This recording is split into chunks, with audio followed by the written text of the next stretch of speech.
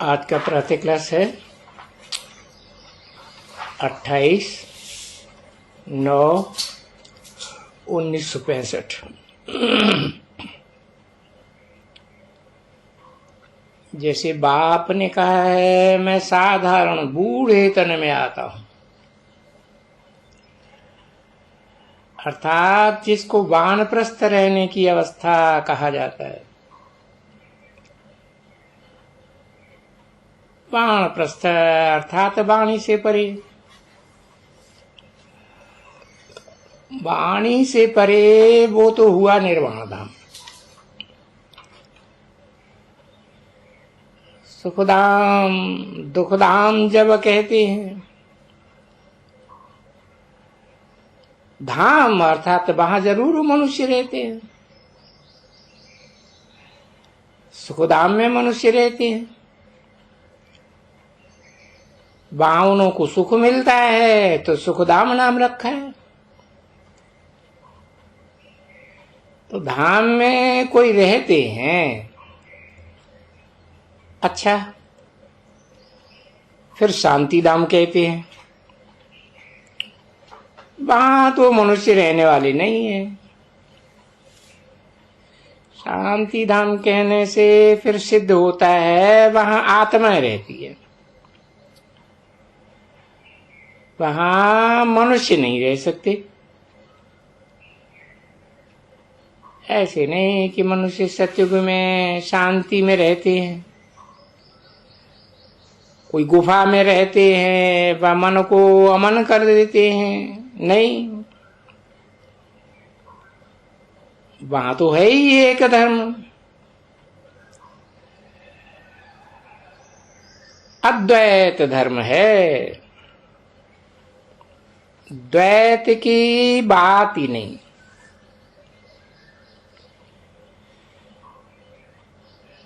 फिर जितने जितने धर्म बढ़ते जाते हैं तो द्वैत बढ़ता जाता है। दो दो धर्म, दो दो राज्य, दो दो मतें, दो दो भाषाएं, 2 से 4, 4 से 8। और वानप्रस्थ उनको कहा जाता है निर्वाण धाम। अभी तुम बच्चे जानते हो, हम आत्माओं का रहना निर्वाण धाम में होता है। निर्वाण धाम को मुक्ति धाम भी कहा जाता है।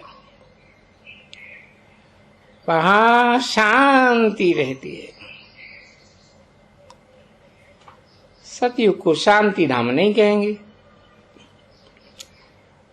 उनको फिर कहा जाता है सुखधाम। शांति धाम में तो सिर्फ आत्माएं रहती हैं, सुखधाम में तो शरीरधारी है ना। शरीर के साथ कब शांति नहीं रह सकती है। हठ योग प्राणायाम चढ़ाए 10-20 दिन व मास भी रहते हैं, परंतु कहां तक शांति में रहेंगे। मुक्ति, जीवन मुक्ति तो कब मिल न सके। मुक्ति जीवन मुक्ति दाता है ही एक। ये ड्रामा है ना। इस समय सभी आत्माएं यहाँ आ जानी चाहिए, क्योंकि नंबरवार ही आना है। आत्माओं में भी नंबरवार हैं।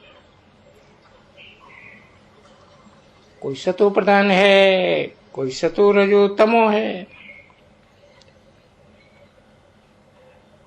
जो पिछाड़ी में थोड़ा पार्ट बजाती है वो तो जैसे कमजोर आत्माएं हैं, बिल्कुल थोड़ा पार्ट है। उनका इतना प्रभाव नहीं हो सकता है, इतना गाए नहीं जाते हैं। तो विचार करो कौन कौन गाए जाते हैं। ऊंच ते ऊंच तो है भगवान। भारत की बात है, दूसरी जगह किसका गायन करेंगे? धर्म स्थापकों का। जैसे क्राइस्ट, फिर पोप आते हैं, पोपों के भी चित्र हैं। गायन होता है जिन आत्माओं का भारी पार्ट है। तुम बच्चे ड्रामा के आदि मध्य अंत को जान गए हो।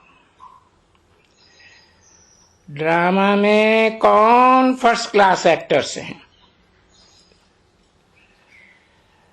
अखबार में भी नाम डालते हैं ना, तो मनुष्यों को खींच होवे कि फलाने को देखें। कोई को पता नहीं है कि ये बेहद का ड्रामा 5000 वर्ष का है। तो बाप आकर के हमको सारी नॉलेज देते हैं। तुम्हारी बुद्धि में ये जरूर बैठना चाहिए। मुख्य मुख्य एक्टर्स का ही गायन करते हैं और पे भी उनकी भारी होती है। तुम जानते हो मुख्य एक्टर है, डायरेक्टर है, प्रिंसिपल एक्टर कौन है? शिव बाबा। वो ही नॉलेजफुल, ब्लिसफुल है। हम शिव बाबा को एक्टर कह सकते हैं। मनुष्य तो कहते हैं वो कभी एक्ट करते ही नहीं है, वो तो नाम रूप से न्यारा है। फिर कहते वो सर्वव्यापी है। तो क्या एक ही एक्टर है जो सभी में डांस करते रहते हैं? नहीं, ये तो हर एक की एक्ट भिन्न भिन्न है। एक ही एक्ट न मिले दूसरे से। कितने अनेक मनुष्य हैं, एक के फीचर्स दूसरे से मिल नहीं सकते। बच्चे समझते हैं ये वर्ल्ड का ड्रामा रिपीट होता है, हूबहू रिपीट होता है। तुम्हारे पास गीत भी है कि फिर से गीता का ज्ञान सुनाना पड़ा। बाप कहते हैं तुमको कितना बार ये ज्ञान सुनाया है? हम, तुम और सारी दुनिया अब है। वो कल पहले भी थी, कल्प कल्प मिलते रहेंगे। दूसरी कोई दुनिया होती नहीं है। बाप कहते हैं हम एक हैं, रचना भी एक है। God is one. दूसरे का नाम निशान है ही नहीं। ऊंची ते ऊंचा है ही शिव बाबा। तो हम एक है ना। फिर कहते हैं त्रिमूर्ति ब्रह्मा। त्रिमूर्ति में ब्रह्मा को जास्ती रखते हैं। और त्रिमूर्ति शंकर नहीं कहते। वो गाया भी जाता है देव देव महादेव। पहले ब्रह्मा आता है। इन 3 देवताओं में नंबर 1 है ब्रह्मा।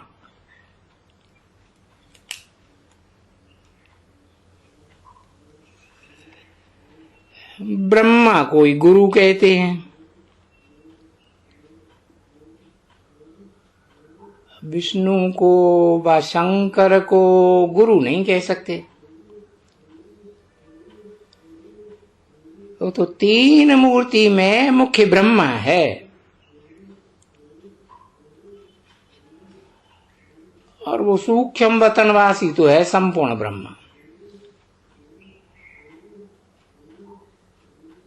और ये है पुरुषार्थी।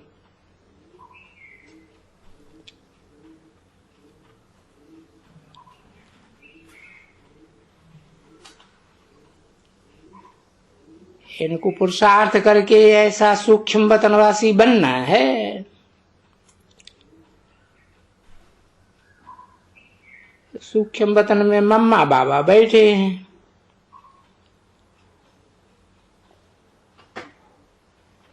उनका नाम ही है संपूर्ण मम्मा बाबा।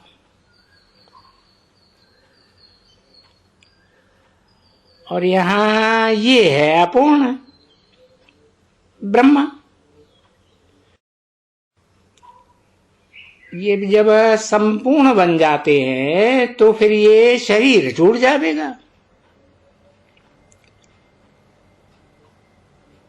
फीचर्स तो एक जैसे ही है।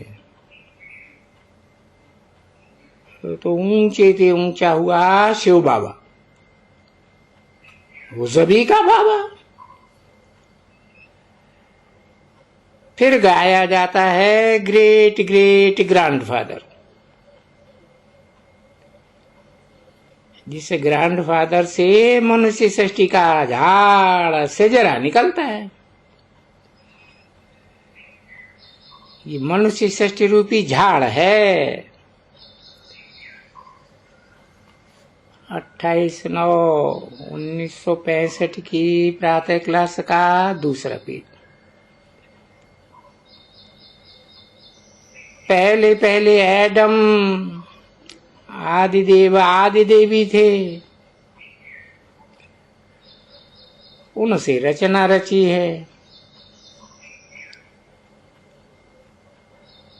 परंतु ब्रह्मा कुमार कोई सब 5,000 करोड़ थोड़े ही होंगे। जो ब्राह्मण बनते हैं वो ही फिर देवता बनते हैं। ये पढ़ाई है। और यज्ञ में चाहिए भी ब्राह्मण। वो दुनियावी ब्राह्मण लोग मेटेरियल यज्ञ रचने वाले हैं। तुम्हारा यज्ञ है रूहानी।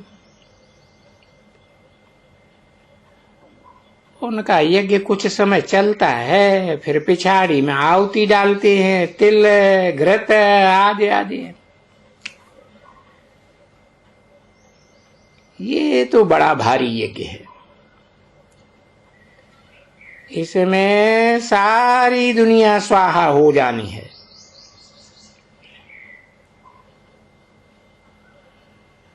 सतयुग त्रेता में कभी यज्ञ होता ही नहीं है।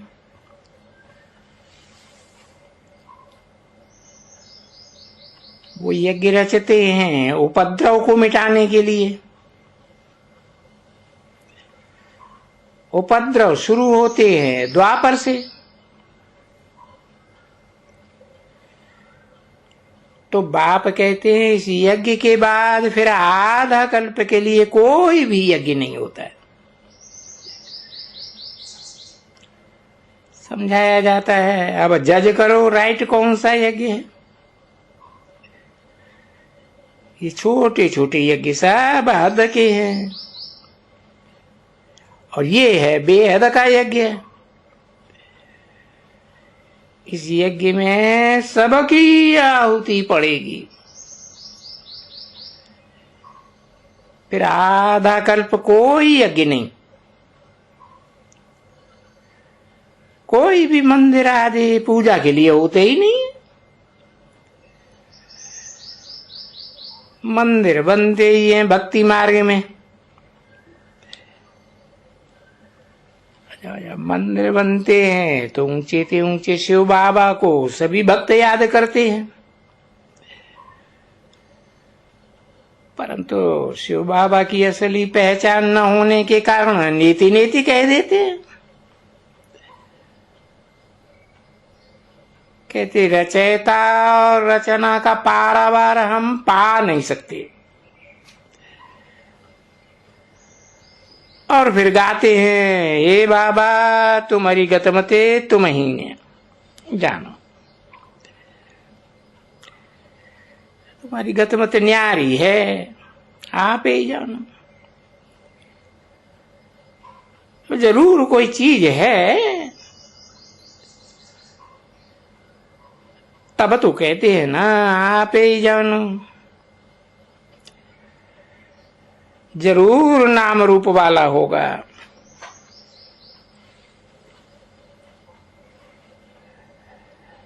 तब तो कहा जाता है हे भगवान आपकी गतमत न्यारी। परंतु मनुष्य तो इसका अर्थ समझते ही नहीं है। बाप बैठ समझाते हैं मेरी मत सबसे न्यारी है, तुमको शूद्र से ब्राह्मण बनाए फिर श्रेष्ठ देवता बनाता हूं, जीवन मुक्ति देता हूं, मैं सर्व का लिबरेटर हूं। कलयुग पूरा हो फिर सतयुग होता है।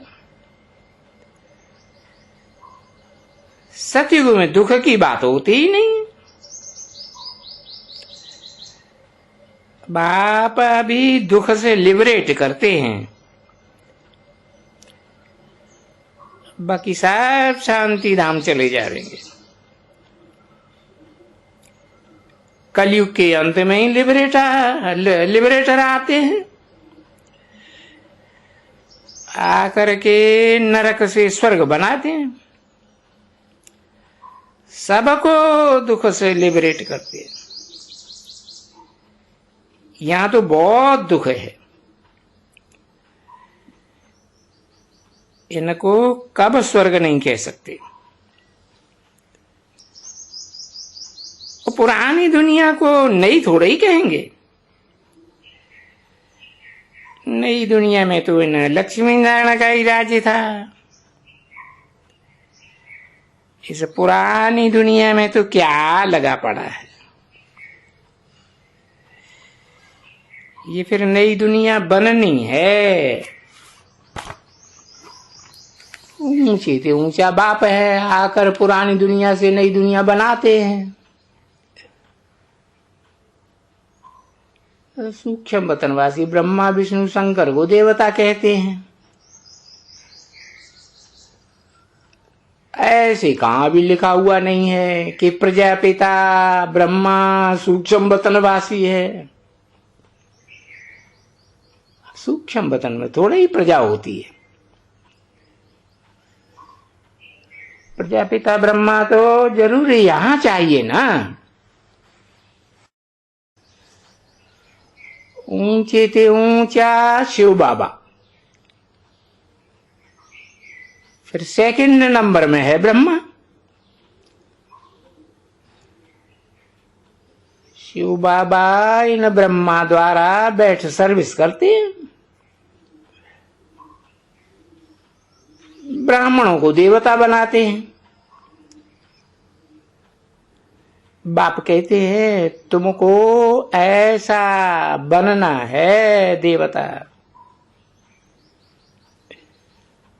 ये तो है ही पापात्माओं की दुनिया, रावण राज्य है ना। जो कुछ करते हैं उससे मनुष्यों के पाप ही होते हैं। भ्रष्टाचारियों की जरूर भ्रष्टाचारियों से ही लेन देन होगी। सतयुग में श्रेष्ठाचारियों की श्रेष्ठाचारियों से ही लेन देन होगी। भ्रष्टाचार शुरू होता है द्वापर युग से, फिर अंत में बाप आकर के महान श्रेष्ठाचारी बनाते हैं। कलाएं कमती होने में 5000 वर्ष लगते हैं। जो श्रेष्ठ थे, श्रेष्ठ देवताएं थे, वो ही फिर भ्रष्ट थे, भ्रष्ट बनते हैं। ये खेल ही ऐसा है। कितना अच्छी रीति बाप बैठ समझाते हैं। कोई बैठ करके समझे तो अच्छी तरह से समझ सकते हैं। तुम तो कराची में भट्टी में पड़ी, तुम वहां कोई को देखते भी नहीं थे, कोई से कनेक्शन भी नहीं था। पार्टीशन से पहले तो बहुत समझने आती थी,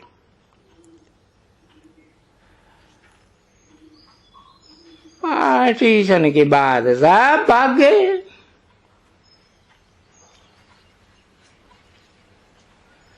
कोई आते भी नहीं थे। तुम तो वहां ही रही पड़ी थी, तो तुमको किसी का भी संग नहीं था।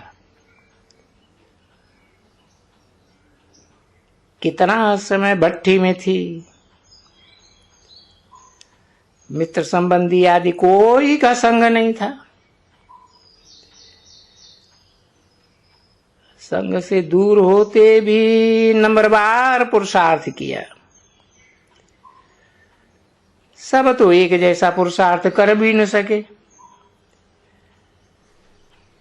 स्कूल में भी सब कोई एक जैसे नंबर कोई लेते नहीं है। 2 स्टूडेंट्स को 99% मार्क्स मिल ही नहीं सकते। दूसरी क्लास में 1-2 की गोद में थोड़े ही बैठेंगे। घोड़ों को भी रेस होती है, तो उसमें भी एक जैसे 2 नहीं हो सकते। प्लस में भी जरूर रहेंगे। तो यहां भी ऐसे है। तुम्हारी कितनों की रेस है और तुम कितने अश्व हो। इसका नाम रखा है राजसूय अश्वमेध यज्ञ। अश्व घोड़े को कहा जाता है। तुम रूहानी घोड़े हो। ओम शांति।